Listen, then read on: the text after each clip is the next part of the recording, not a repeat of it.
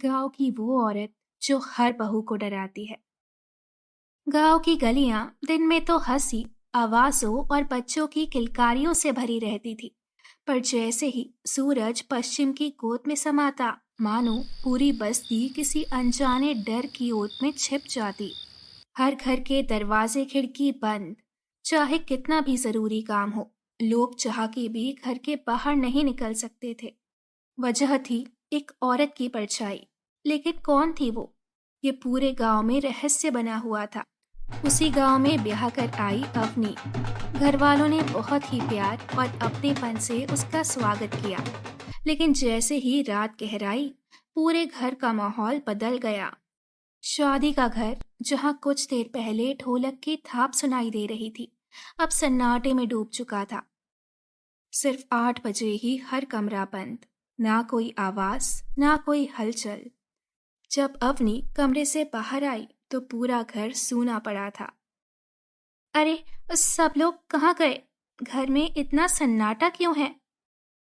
उसने इधर उधर देखा, लेकिन उसे एक चिड़िया तक नजर नहीं आई। अजीब हाल है। अभी कुछ देर पहले तो शादी का घर था, और अब इतना वीरान। अवनी को ये सब बड़ा अजीब लग रहा था, लेकिन तभी उसने सोचा, शायद गांव में लोग जल्दी सो जाते होंगे, इसीलिए। वो चुपचाप अपने कमरे में लौट आई। चांदनी रात थी और खिड़की से हल्की रोशनी आ रही थी। ये देख अवनी धीरे धीरे खिड़की के पास गई। बाहर दूर तक सन्नाटा पसरा था। अचानक उसकी नजर कुएं की ओर पड़ी और वो वहीं ठिठक गई। कुएं के पास कोई खड़ा था। एक औरत, सफेद साड़ी, बिखरे बाल, झुका हुआ सिर। और जैसे ही उसने चेहरा उठाया, उसकी सीधी नजर अवनी पर पड़ी। वो वहां कुएं के पास कौन है? अगले ही पल अवनी के गले से एक तेज चीख निकली। माँ जी! आवाज सुनकर भागते हुए सरिता देवी आई। क्या हुआ बहू, तो इतना चीख क्यों रही है? माँ जी, वहां कोई है? कोई तो नहीं है, बस नींद में भ्रम हो गया होगा। तुम खिड़की बंद करके सो जाओ। अवनी ने कुएं की तरफ देखा तो वहां सच में अब कोई नहीं था। शायद माँ जी आप सही कह रहे हैं, मुझे भ्रम हो गया होगा। अगली रात अवनी को फिर से वही औरत नजर आई, सफेद साड़ी में, बिल्कुल स्थिर। उसकी नजरें सीधे अवनी की तरफ थी। करण, करण, उठो, देखो, वो फिर आई है कुएं के पास। करण ने आंखें मली और उठकर खिड़की तक गया। उसने बाहर देखा तो कुएं के पास कोई नहीं था। कहाँ कोई है? अवनी ने जब खिड़की से झांका तो फिर से वहां कोई नहीं था। उसका चेहरा फक्क पड़ गया। मुझे पता ही नहीं था कि मेरी शहर की पढ़ी लिखी बीवी को गांव आते ही भूत दिखने लगेंगे। हॉरर फिल्में ज्यादा देखती हो क्या? मैंने सच में देखा था करण, उसी जगह पर। ठीक है, अगली बार तुम देखो तो वीडियो बना लेना, मैं भी तो देखूं तुम्हारे भूत को। अवनी ने करण के मजाक पर मुस्कुराने की कोशिश की, लेकिन अंदर ही अंदर उसका मन और उलझ चुका था। अगले दिन अवनी मंदिर गई। पूजा करने के बाद जैसे ही बाहर निकली, सामने से उसकी पड़ोसन मीनू आती दिखी, जिसकी शादी बस 1 महीने पहले ही हुई थी। अरे अवनी भाभी, आप भी? हाँ, मन कुछ भारी सा लग रहा था, सोचा मंदिर हो आऊं। थोड़ी देर तक दोनों मंदिर की सीढ़ियों पर बैठकर बातें करती रही, फिर एक साथ लौटने लगी। चलते चलते जैसे ही वो उस संकरे रास्ते पर पहुंची जहां कुआं पड़ता था, मीनू अचानक रुक गई। भाभी, मैं इस रास्ते से नहीं जाऊंगी। क्यों? क्या हुआ?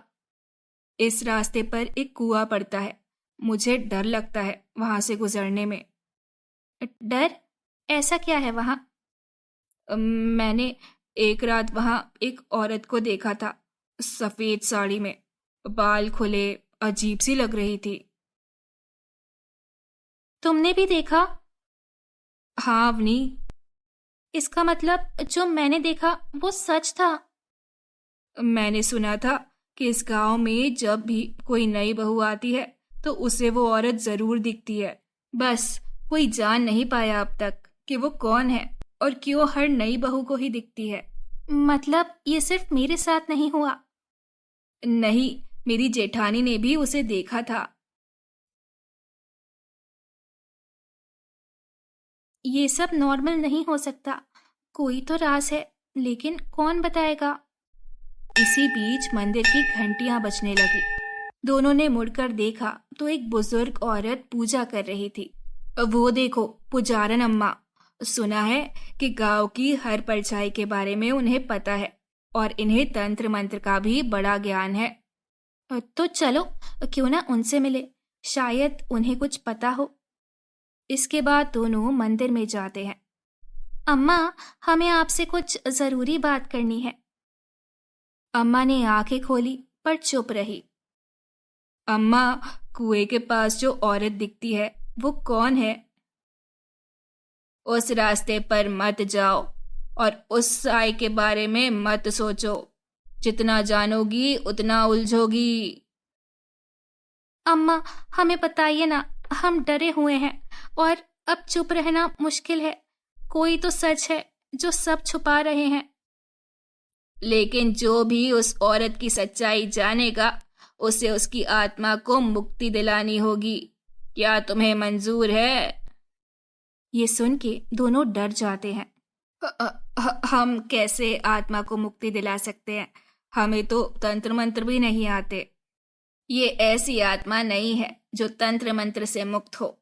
इसे तो कुछ और चाहिए, कुछ ऐसा जो वो नई बहू के हाथों कराना चाहती है। हमें मंजूर है, हम उसकी आत्मा को मुक्ति दिलाएंगे। क्या कह रही हो? पता नहीं वो आत्मा हमसे क्या मांग ले। कहीं किसी की जान मांग ली तो? वो खूनी नहीं है, वो तो सताई हुई है, अपनों की सताई हुई। कौन थी वो अम्मा? वो औरत इस गांव की बहू थी, सरस्वती। बहुत सीधी सादी और सच्चे दिल की। लेकिन उसे दहेज के लिए इतना सताया गया कि एक रात उसने कुएं में छलांग लगा दी। उसकी मौत का हादसा कह दिया था। तब से वो हर नई बहू को नजर आती है, क्योंकि उसे लगता है कि सिर्फ वही है जो उसकी पीड़ा समझ सकती है। अब जब तुमने उसे देख लिया है तो शायद वो चाहती है कि तुम उसकी मदद करो। पर हम क्या कर सकते हैं अम्मा? जिस कुएं में वो कूदी थी वहां कुछ है, उसकी आखिरी निशानी। उसे खोजो, तभी रास्ता खुलेगा, तभी वो आत्मा मुक्त होगी। इतना कहकर अम्मा फिर से आंखें मूंद कर माला फेरने लगी। अवनी और मीनू दोनों कुएं के पास पहुंची। ये जगह सुनसान था और आसपास का माहौल काफी गमगीन सा लग रहा था।